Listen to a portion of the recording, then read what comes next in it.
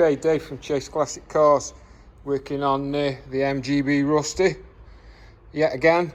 Before I start doing any floor or sill work, I just wanted to check that the doors were aligned. This trim wasn't lining up with the door. Take the door card off, and then, don't know if it will show up in it, and I've lost the torch.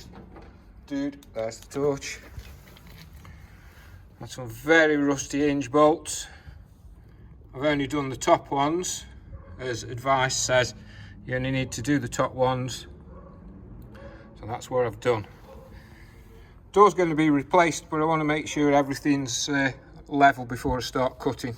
As you can see, whopping great hole down there, and the panel I've part made I need to finish off.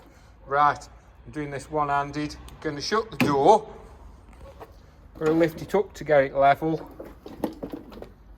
See, there's quite a bit of movement. Got it level, got this level. Won't go in far enough. I think it's been fiddled with, worked on. I can't get it level at the top. Don't know if it's supposed to be like that or not, if there's a bit of wood trim. But now it's shut, I'm just going to reach inside and I'll tighten the hinges up from there, then I know it's in the right place. Right, just a short one for today. I better get back on it. Got lots to do.